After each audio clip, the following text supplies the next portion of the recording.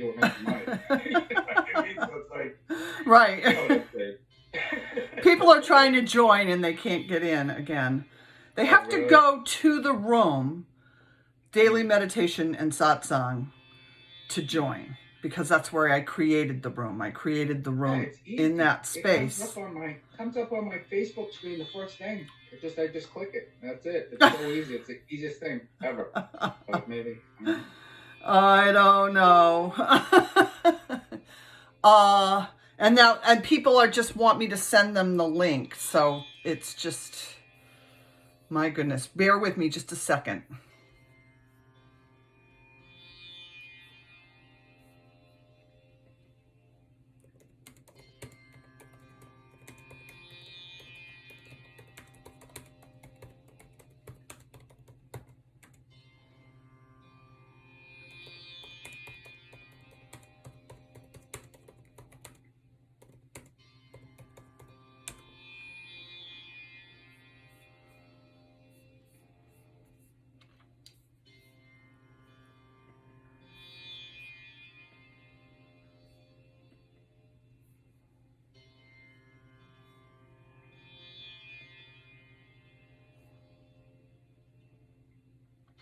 Hey, Martin, I got somebody else trying to get in. So I don't know why they can't get in.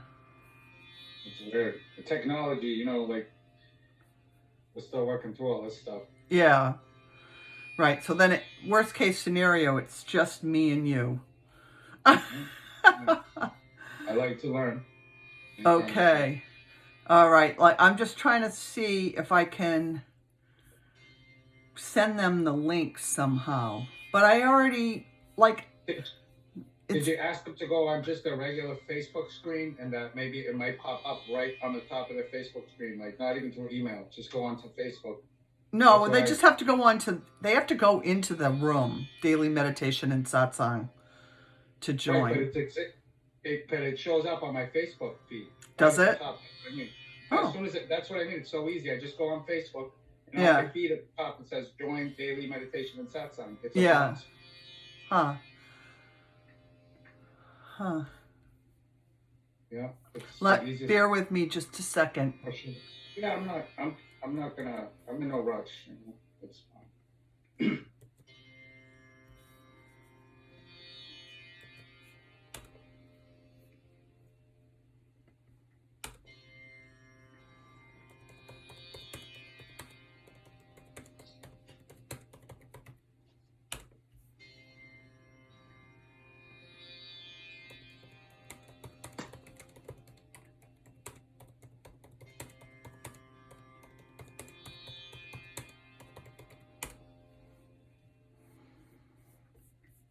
Okay, I'm back. Hey, Lee.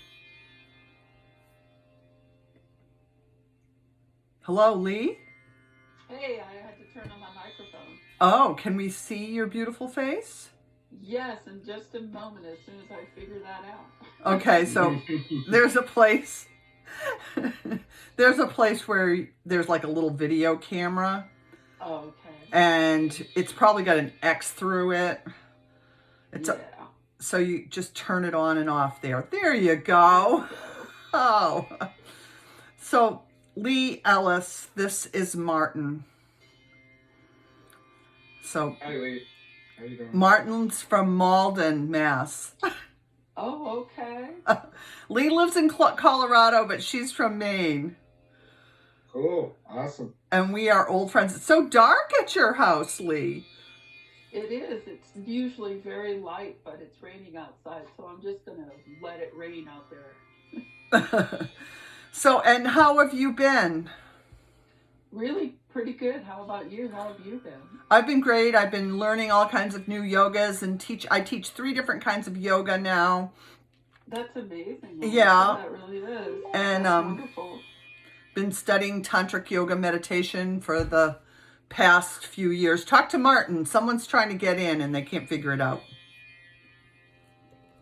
Hi, Lee. Hi, Martin.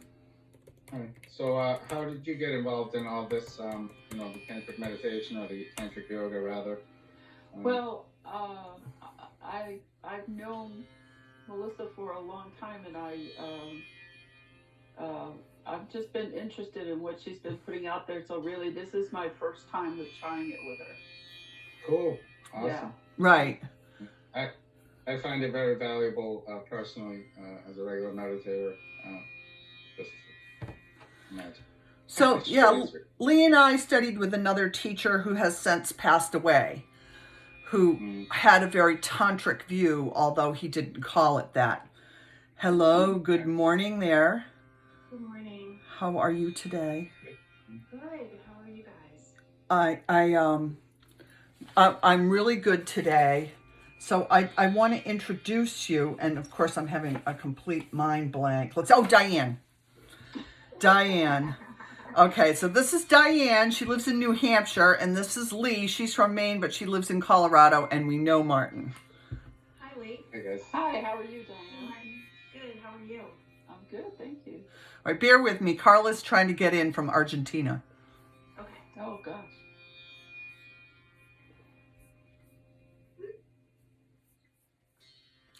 She's not doing very well. I was wondering, did you guys get in right from your Facebook feed, or did you go in through email, or? No, yeah, you have to go on to the Daily Meditation and Satsang room because I created the room there.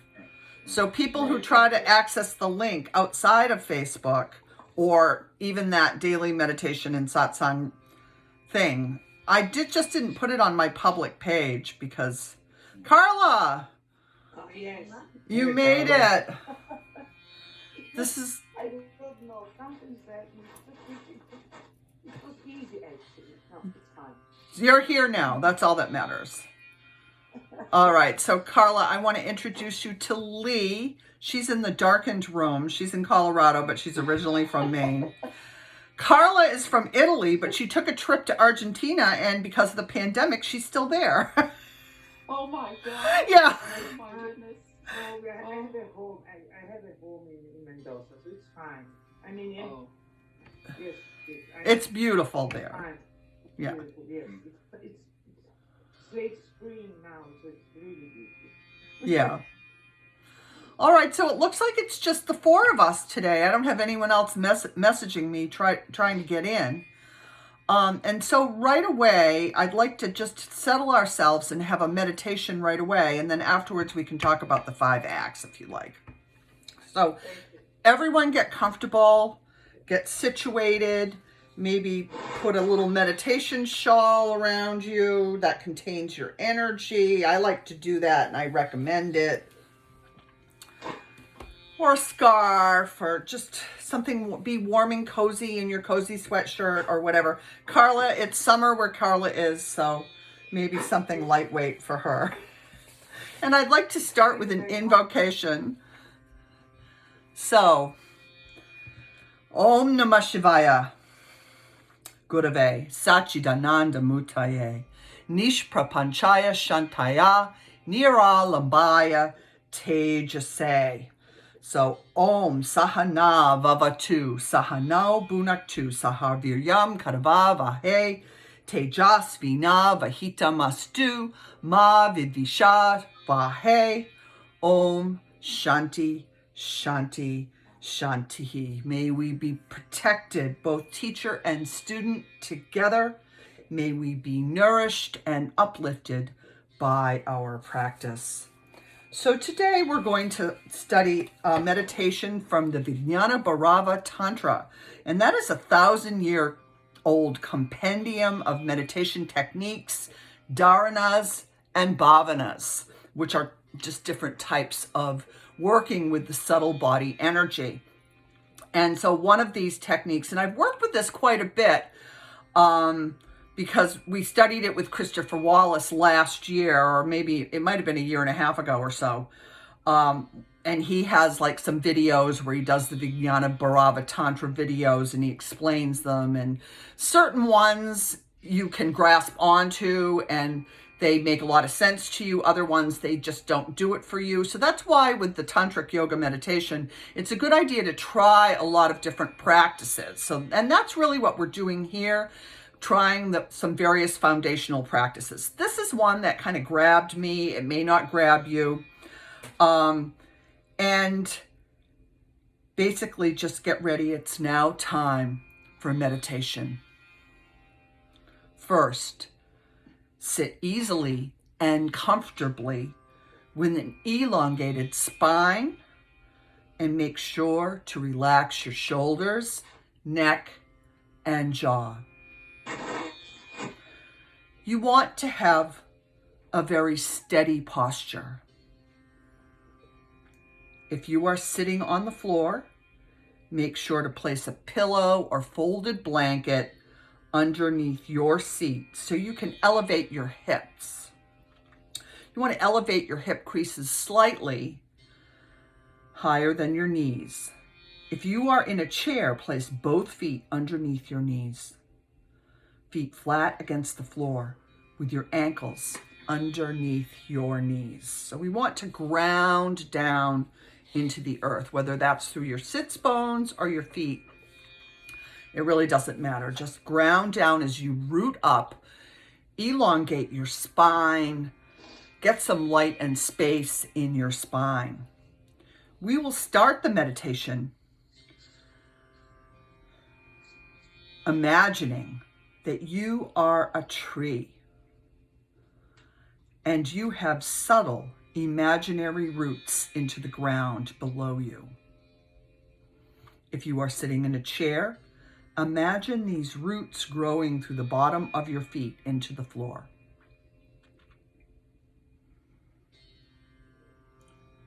Your body is a living tree, and you feel your spinal column like the trunk of a slender tree, perhaps a birch tree, strong, true, solid, and aware. Let your breath flow easily in and out of your nostrils, slowly and gently, in and out. Keep one pointed attention on the space in the center of your head. You might imagine the space to be like a pure white ball of light. When you breathe in the prana or the oxygen or your breath or however you want to think about it, that life force energy, the enlivened Shakti, feel the vibration of this energy enter the center of your head. So as you breathe in, feel the vibration of this energy enter the center of your head. The breath expands as you breathe in, and as you breathe out, it contracts. Breathing in, expansion. Breathing out, contraction.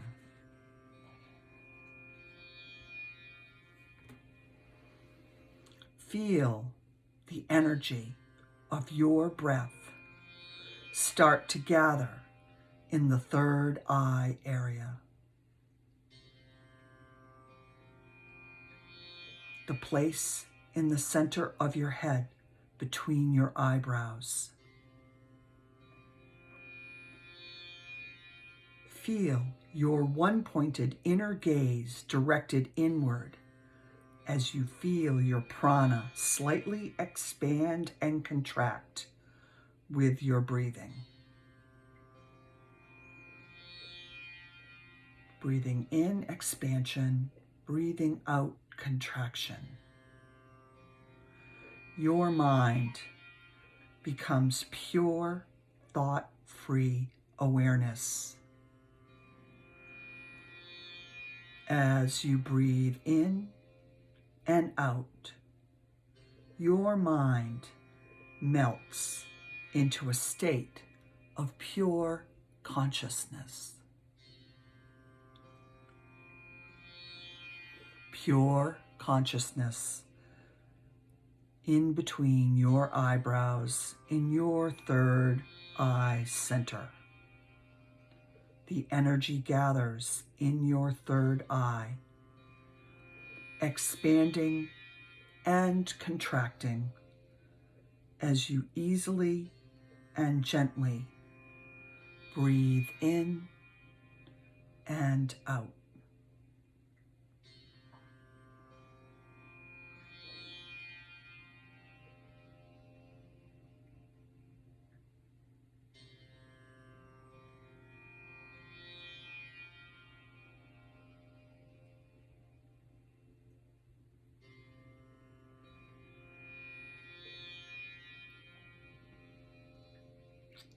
Now, let your breath consciously and continuously come in through the third eye area. So just imagine or visualize that your breath is coming directly into the third eye area, and it begins to feel like you are breathing in and out of your third eye.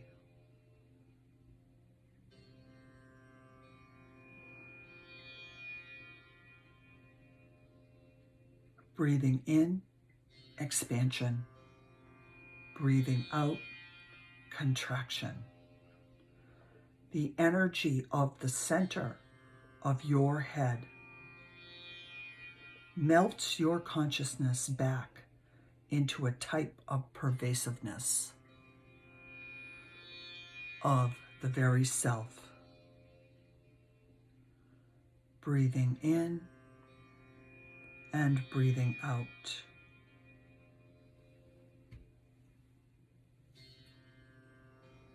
You continue to breathe in and out of the third eye, the middle of your head. Make that the focus, the center of your head, holding the awareness, holding the energy, the prana shakti, breathing in and out, expansion and contraction.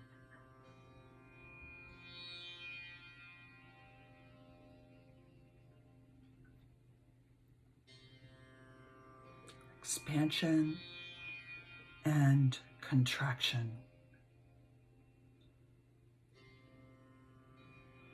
As the energy gathers in the third eye, in the middle of your head, allow your inner gaze to turn upward. Resettle your posture if needed, and allow your inner gaze to be fixed on the energy gathered in the middle of your head. The breath continues to pass in and out through the center of your third eye, the center of your forehead. Gather that energy in the middle of your head.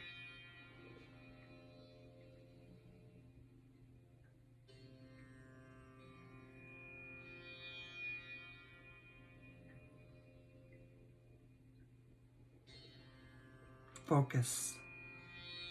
Gather the energy. Now, through a process of imagination, envision the gathered energy in the center of your head becoming a bridge of light. Imagine a bridge of light. Imagine a bridge, however it comes to you.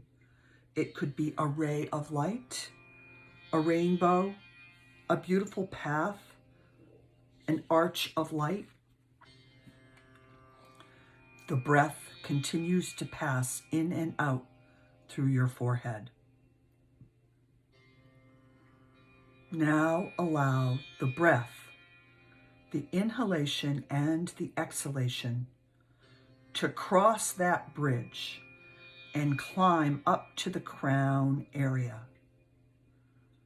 The prana energy subtly moves across the bridge into the space above your head, what they call the upper Dwadashakta. Let your exhalation dissolve in the space above your crown. Dissolve or melt your consciousness into the swirling matrix of crown energy above your head as you allow your mind to move into infinite, spacious awareness, crossing over the bridge into infinite, spacious awareness.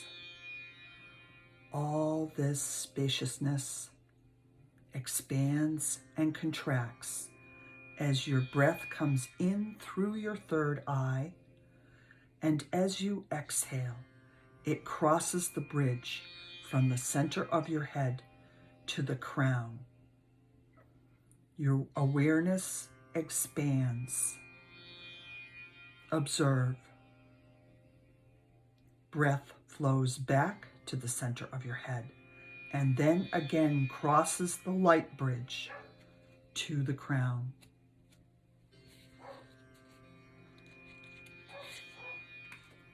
You may perceive jewels of light and consciousness swirling like a distant universe in your crown area. Allow or observe the expansion of the crown. Your full awareness has touched the space of universal consciousness.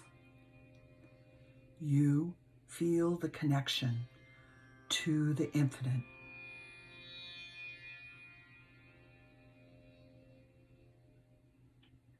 Merge, resonate,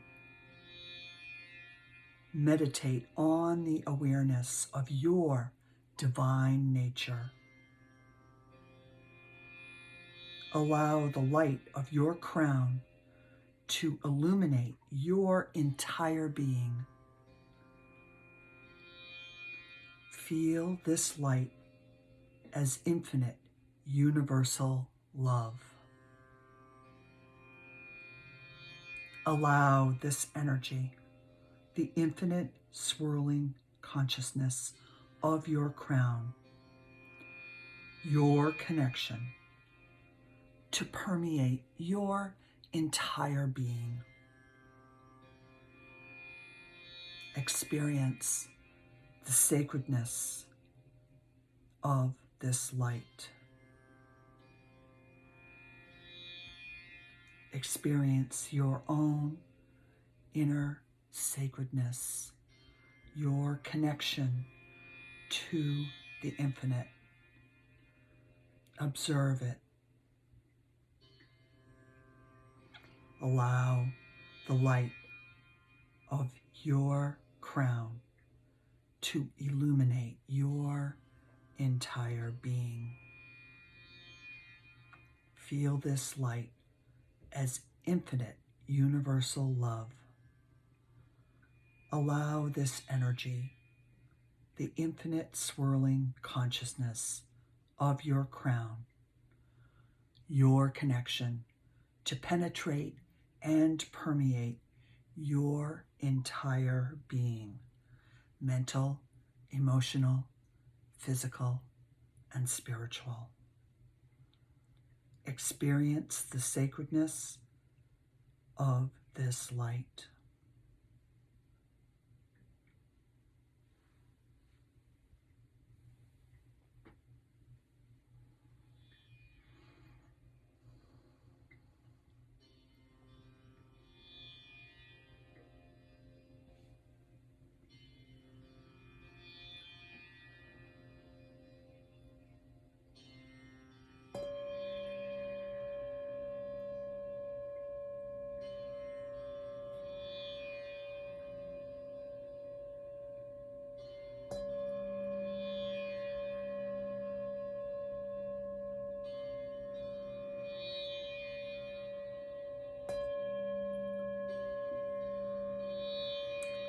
to come out of the meditation of the dharana. Bring your full awareness back down into your body. Allow it to sink down into your heart area. No rush. Take your time. Sink down in your heart area through your central channel. Bring this awareness, this light, this consciousness into your body. Ground it down into your hips, your thighs, your seat, your legs, your feet. The energy of the crown chakra floods and flows through your entire body. It expands and radiates up and down, back and forth, front and back.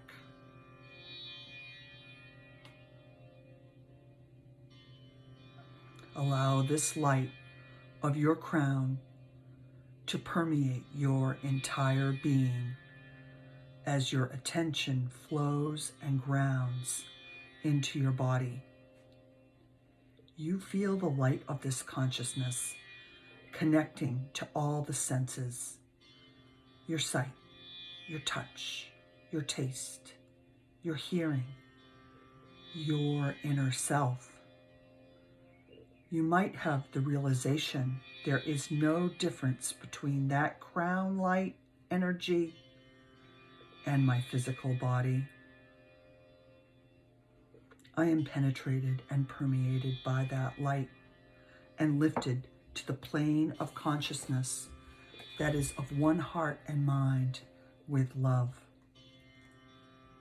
Only love, joy, and truth can come to me and from me, bridging the third eye to the crown, that bridge of light, that rainbow light, that path through the woods. I am freed. I am showered in light.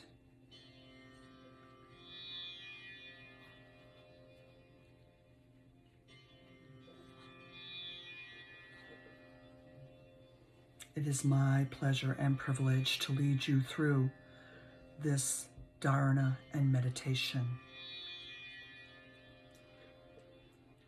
Bring your hands slowly together, Anjali Mudra, at your heart chakra, and feel the energy body. You can look down at your fingertips or close your eyes. Bring your thumb knuckles to your third eye. Namaste. Om. Shanti. Shanti. Shanti. Satgurunath Maharaj Ki Jai.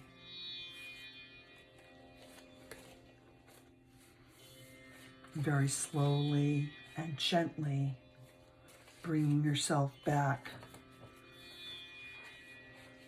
to your body, to right now with the five of us together.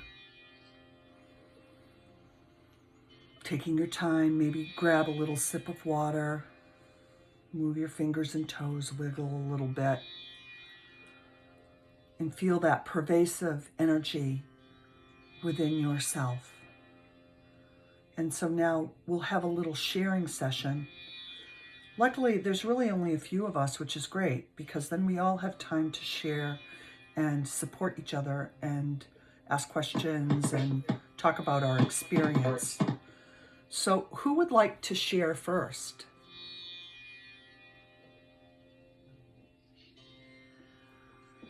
Martin, we always look to you. So, I know, I forget what, is it dharana? Dharana, right. Yeah. So what does that actually mean? Do you remember? It's a type of like little story skit you give yourself. It's like a little meditative, energetic little pod of something. So a dharana can be as simple as imagining a figure eight going around and around and around, or it can be more complicated. So it's a focus, it's a drishti.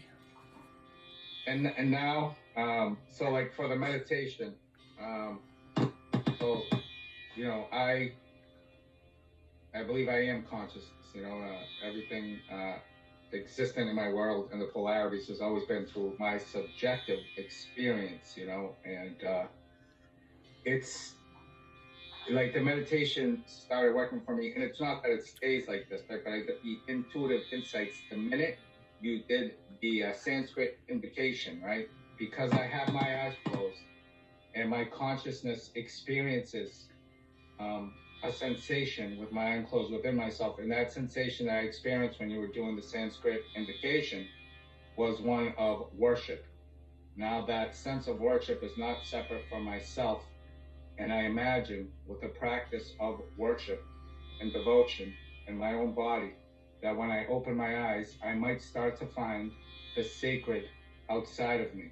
And when I embody actions where I find things sacred outside of me, that then returns an internal experience where I can find the sacred more and more. Now, that's not saying that happens 100% of the time. That's not true. But the practice. It happens when it happens. Yeah. So it's like, so it's not only the world outside of me, it's my consciousness experiencing my own being and how they work together, you know? So, and that happened with the invocation. We didn't even need the rest of it. It can just be as quick as that.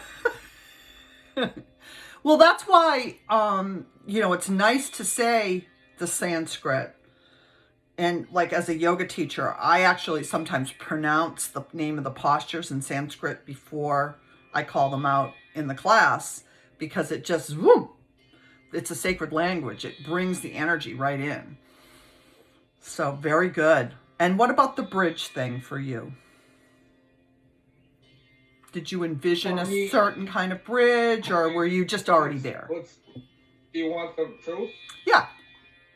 Okay, the truth is, in deep meditative experience 3 years ago, in HD, without me trying, I saw this spinning disc above my head and all this light energy, and it was HD, and I was like, what's going on? And I'm like, I must be hallucinating. And then the next day on Facebook, I saw a post that had movement on, that it showed a guy's body with the same disc the very next day with energy falling down.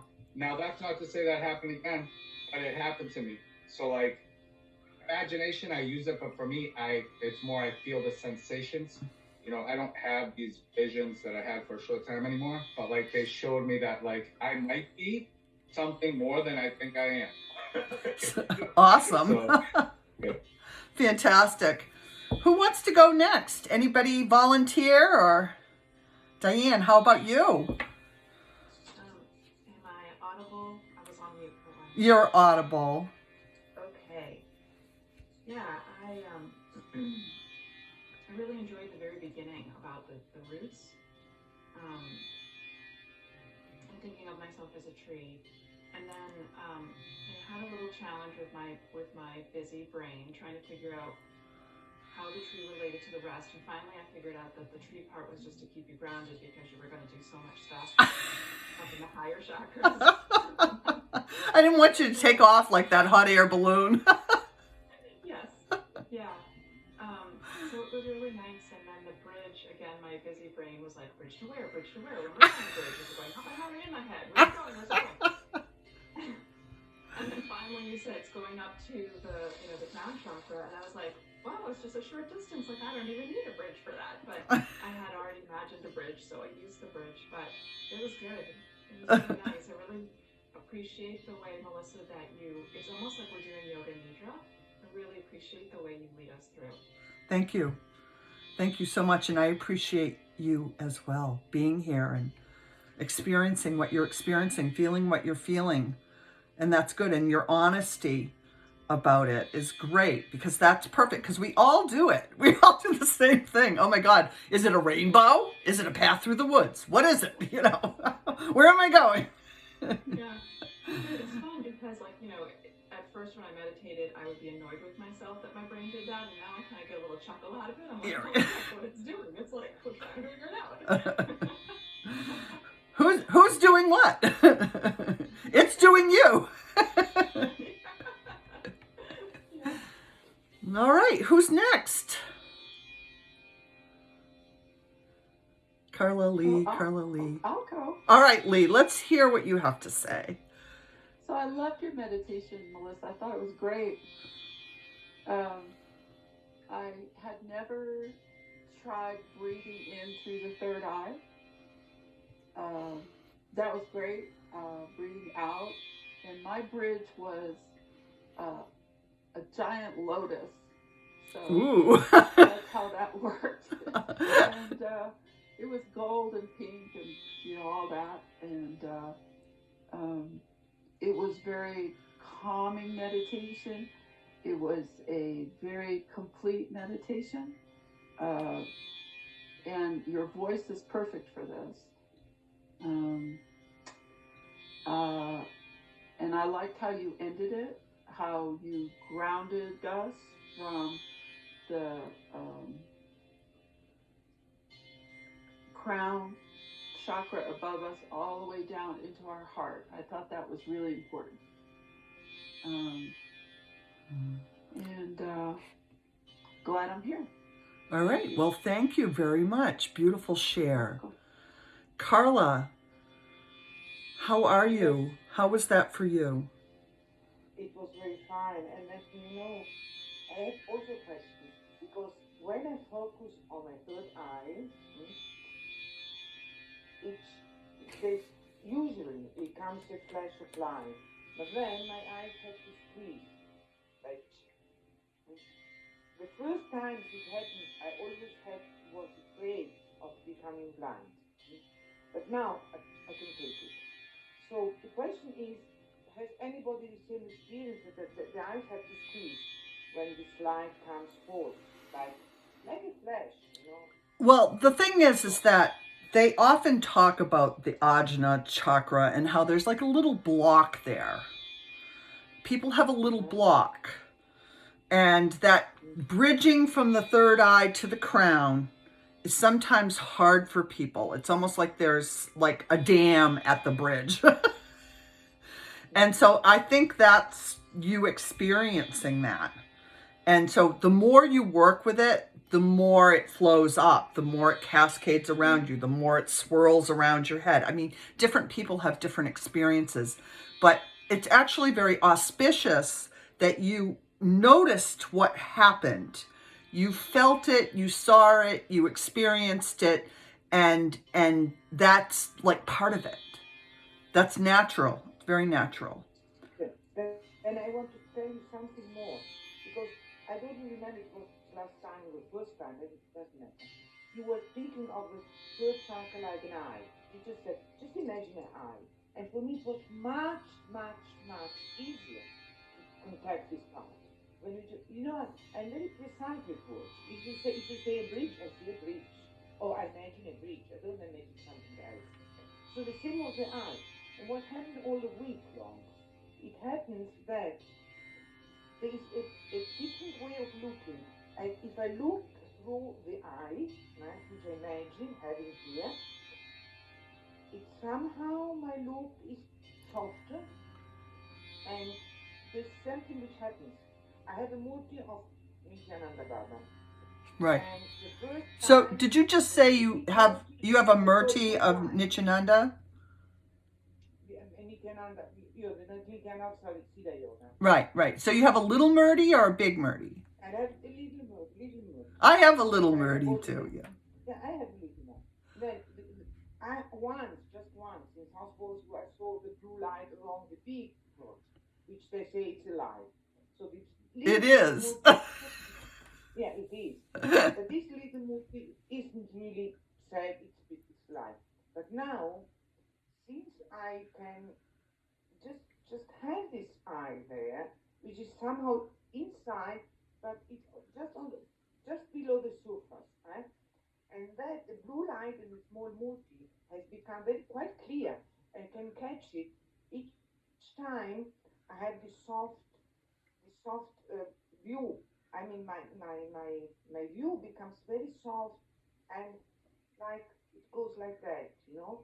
And it's very strange because it's focused and at the same time spreads out. Well, So Bhagwan I think Nityananda it's week long. is installed in there. So just to let other people know, Bhagwan Nityananda was a teacher who never really spoke very many words. He was what they call an avadhut. And he lived in India in the early part of the 20th century. And he was a very great ascended enlightened master. And he lived in Ganeshpuri, India. And he passed away, took what they call Mahasamadhi in 1961. Well, through his students, and also when she's talking about a murti, that's actually an enlivened, in India, they enliven statues with the energy of the guru who's passed away. And so she has like a little miniature statue of this particular saint, Bhagwan Nityananda. So maybe you might not have understood what she was talking about, but he was a very great teacher, and he's obviously installed in your third eye. There couldn't be anything better. And so that's a little bit of deity yoga. That's another class. That's down the line. But beautiful sharing. Very nice, Carla. Does anybody else have anything else that they want to share? Yay. I knew it. Yeah, because I always get something off other people. You know, I had this experience, right? And all that taught me is I'm just like everybody else. I'm the same when I get to the course. That's what it taught me. And I love when Diane talks about the practice where, you know, your thoughts go and you're used to, maybe judge yourself, and now you're just laughing at yourself. So like that is the practice. That's where you are maybe at the practice, right? And Carla talks about feeling, imagining the third eye going in, right? But you're feeling the pressure there. So that noticing is where you are maybe at the practice. That's the experience of the practice. So it's like changes all the time. And by Melissa telling me that, I teach yoga too. I haven't done it much, right? And I've been lazy because I have that tendency to do the very peaceful path. So I've been lazy in not naming my asanas, right? And I look at asanas in a way that it's like a kriya, right? It's like embodiment and action. But, naming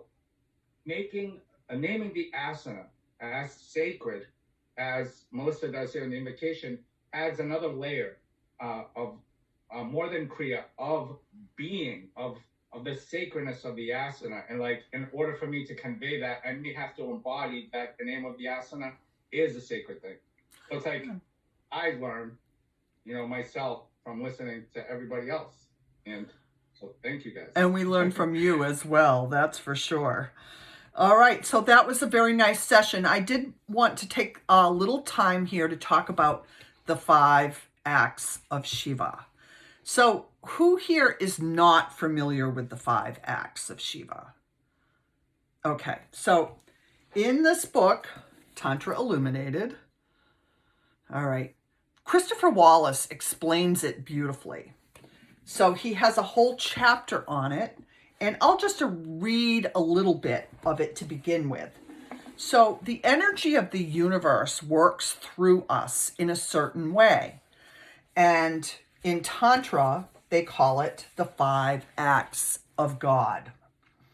So these powers, these 5 acts, describe what the divine does. So that energy, that pranashakti energy, that energy of life, the life force energy, in a sense, it expresses the power of action,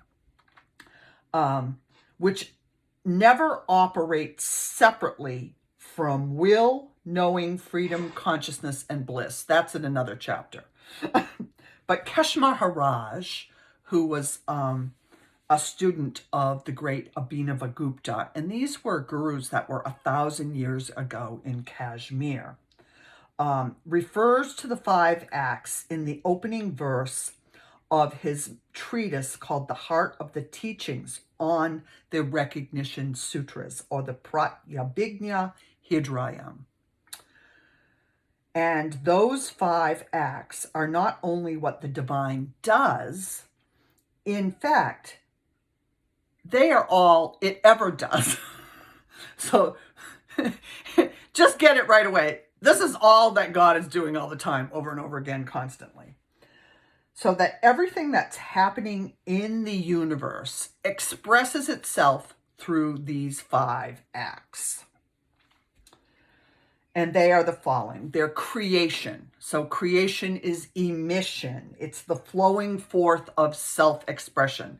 It's so when the posture begins, that's the creation. It's when you start something. When I start to say this word. When I start to cook dinner. When I start my car. That is the creation energy. And then the second one is maintenance or preservation. And that's the energy of just, they call it the sustaining energy of the universe. So once I get the car started, the motor's running. That's the sustaining energy. Once I start cooking dinner and the stove is cooking, we're cooking with gas. You know, once the posture starts, we sustain it, you know, for a certain amount of time. So there's a sustaining energy. So there's the creation, the sustaining, and then there's the dissolution or reabsorption energy. There's the destructive energy. So there's a time when I turn the car off, I turn the stove off. I say to my students, change. We change our posture. That is the dissolution. So there's the creation, the sustenance, and the dissolution. And this is where it starts getting really interesting. The fourth one is the concealment, the forgetting. So we all know that the energy of Maya is in this universe where we just forget what we forgot we were cooking something on the stove. We've just forgot everything about it. It just conceals itself. So energy oftentimes conceals itself. And it's good to know that that's just part of things, the forgetting. So it's an occlusion, they call it. And then there's the fifth called anugraha, the revealing, the remembering, the grace, the revelation. So one of the 5 powers of God is the grace of the universe. And so just by being alive, we're experiencing that grace. When we see the sun rise in the morning, that is grace. We have food in the refrigerator to cook for dinner, that is grace. We have a car to drive, that is grace. So that grace sustains us, it creates for us, it sustains us, it dissolves us, it conceals from us. So those are the 5 acts. They take place on all scales. Very minute things, like just, you know, turning on the dishwasher, having it run, the dishwasher goes off, you forget you left the dishes in there, and then you go, oh, I'm so glad I have clean dishes, you know. It's just, if you start taking it apart, it exists in everything. So it's good to know this is all God is really ever doing. So it takes place on a grand scale as well as like little mini microscopic scales. So it's the processes of the creation and dissolution.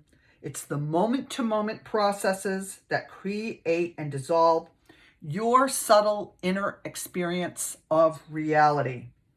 So Kesh Maharaj teaches us that in the performance of these 5 acts, those 5 acts reveal to us the ultimate reality of our very self, the dynamism of our own blissful consciousness. And this is it. It's actually not all that complicated. You can make it very complicated. So if you want to think about the statue, everyone knows the dancing Shiva statue, the Nataraj, and he's got like 3 arms and 2 legs. And each one of those limbs, you know, he's dancing, he's doing the dance. Each one of those limbs represents the creation, the dissolution, the destruction, the concealment, and the grace. And that is the dance of life. So whenever you see that Nataraj statue, and they're everywhere, that's what it means. And that is the dance of life. So, yeah. And then he's standing on top of the little baby that represents the ego.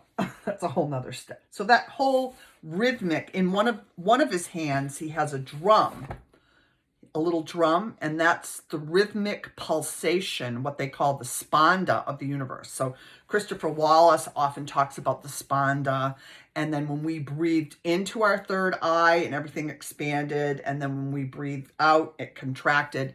That is the natural spanda. That natural spanda is going on in everything, and that is the little drum that Nataraj is beating. So those 5 acts and the little drum are kind of all working together. Okay, so that's really in a nutshell the 5 acts. The chapter is very long. It goes into it more in detail. It can be very complicated. You can make it as simple as you want or as complicated as you want. But one of the things to kind of, if you're interested in tantric yoga and tantric yoga meditation, is to start to look at the 5 acts in your everyday life. You know, I turned on my computer's running. I turned off my computer. I forgot my computer was still on. And isn't it grace that I just got a new iMac? You know, I mean, that kind of thing. So any questions or thoughts or observations? Yes. Well, thank you. I have to go. Oh, Carla, namaste. Bye-bye. Have a great day. Next Sunday. Next time. Bye-bye. So Martin, it's just us chickens now. Sure. So sometimes it's not that I get confused, but so this is the creation, sustenance, dissolution, concealment, and then the grace of revealing, something like that, because there's also the 5 powers. But right. So so when I think of the 5 acts, yeah. So I know I got a big mouth. I'm sorry. That's okay. So when I think of the go ahead. No, go ahead. Because the 5 powers, willing, knowing, freedom, consciousness, and bliss, is that what you're talking about? Yeah. Okay, yeah, those are different. So this is the 5 acts. Okay. This is the 5 acts. It's a little different. Right. So when I think of consciousness, right, the larger consciousness, creating, sustaining, dissolving, concealing, and revealing, on the larger scale in the universe, and everything is doing this on a bigger or larger scale. That means that my own consciousness is doing the same thing that the whole universe is doing on a scale from the location of my awareness. And when I think of creation, sustenance, dissolution, concealment, and revealing, I look at my life and I see that, and I'm going to give examples, right? So I'm still working construction, and I work in that job. It's not bad. I don't mind the people, right? But my body is telling me I want to be somewhere different. Right? And I teach yoga, but I'm not doing it currently, right? And so I have to move through those fears. The pandemic's now, there's less opportunity of getting the place where I become and start teaching yoga again. And there's fear, doubt, and insecurity, and there's just having to walk through that. So that is the creation for me, right? Right. And as I do it over time, there's a sustenance, right, where I start to sustain that creation, and I start to know this guy and his name, and start to know this guy and his name, and now I'm a yoga teacher, and I have these thoughts in my head. And then the dissolution is when I've done it so long that I don't even think I'm a yoga teacher, but this is now me. This guy that I'm meeting every day is now me. This yoga studio is now me. This experience of my life, or now I'm in a place where, wow, this feels good to me, maybe, is now a reflection of me. The concealment is that I am separate almost from all this. You know what I mean? And then at some point it's revealed to me that the actual life around me, and right now it's HVAC guy who wants to be a yoga teacher, is actually a reflection of me. Well, you don't have to You know, teach the postures to be a yoga teacher. Right. Right. I believe that. Right. But, you know, I also feel like, you know, like just like, you know, your decorated house, you know, is also you know, in a way, and like the environment, and it's not good or bad, you know, it's not like there's any figuring this out. That's the one thing, when I tried my whole life to figure stuff out, and I'm like, I don't think you figure humans or this life out. You can't figure it out. There's no figuring it out. There's no figuring Just it out. get that you're not going to figure it out. And that is like, they call understanding, like everybody wants to understand. That's your little ego trying to like put it in a box. Understanding is the booby prize. That's trying to understand something is the booby prize. Getting that understanding, booby prize. Just, there is no understanding. Right. And I love that because it's like that meme, you know, it's like at 20, I knew everything. At 30, I know nothing. Now I know nothing. The older I get, the less I know. Anybody else about the 5 acts? That was a great brief lecture, Melissa, and I have to say that the concealing or obscuring is very prevalent in my life. I have a terrible memory. I have read that chapter. I completely forgot that I read the chapter.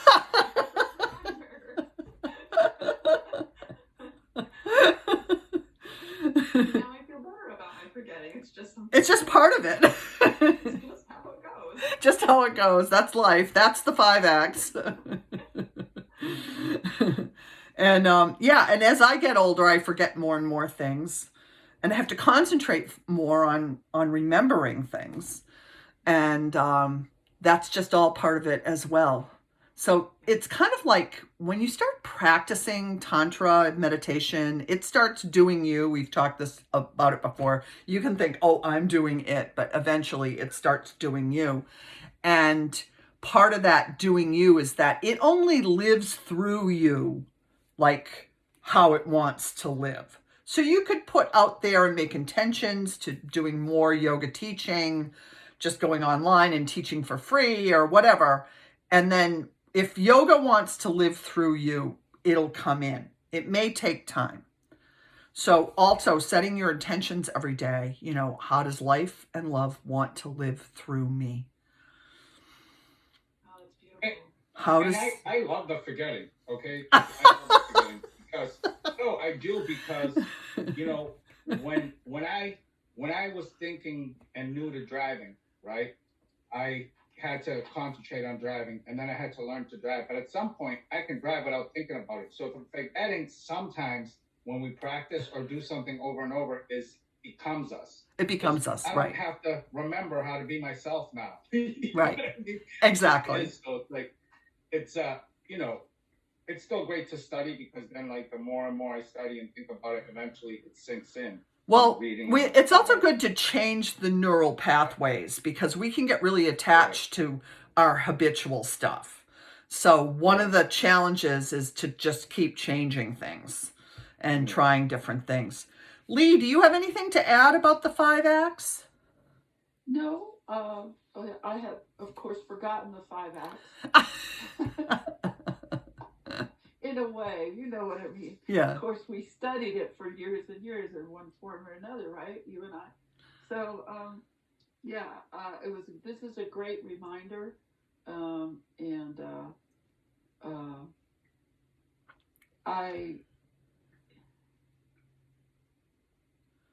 I like how you put it into a daily intention. To me, that's pretty exciting. So I think I wrote that down, and I think I'm going to use that as my daily intention when I wake up, and then see how the 5 acts works through that intention. Right. See how it lives through you. Right. Right. And then, you know, it's like you want to live your life, not how anxiety and fear and upsetness wants to live through you. And we all like pendulum around this because we have the pandemic, it's getting darker, we have the election. I mean, you can go on and on. We could just be so anxious. So many of my friends are so anxious. Yeah, exactly. And the thing is that you want to live a life how love and joy and happiness lives through you. Yes. So you have to take, that's why meditation is so great, because it brings you right to that point. And it's hard to, when you're in that anxiety mode of, settling down and realizing that taking even 5 minutes a day to meditate can make a huge difference in your life. It actually, the meditation allows life to live through you. It allows the 5 acts to live through you. So I want to be very mindful of time because it's 11:30. We've been online for an hour. We, of course, could talk for hours and hours. But I'm just, if anybody has like anything else you need to say or some burning something. But meanwhile, I think we had a good session today, beautiful meditation, a little satsang. We got to support each other and share and feel that love coming through us. So it's my pleasure and privilege to lead you through, and then I'll just say the mantras again. Om Sahana Vavatu, Sahano Bunaktu, Sahar Viryam Karabhavahe, Tejasvina Vahitamastu, Ma Vivisha Vahe, Om Shanti, Shanti, Shanti. May we both be protected, the teacher and the student. May we both be nourished and uplifted by our practice. Namaste. Have a great day. Thank you. Yeah, Thank just you. wanna say Thank you. Nice I'm to grateful meet to be here everybody. on. Come Grateful to again. be here on here with you guys. You guys are it's awesome. I really appreciate it. And man, is Sanskrit really that powerful? Jesus. Yes, it is. Wow. Yes, so study it if you can. Okay. All right. Have a great move. See you later. Have a great day. All right. Yeah, bye-bye.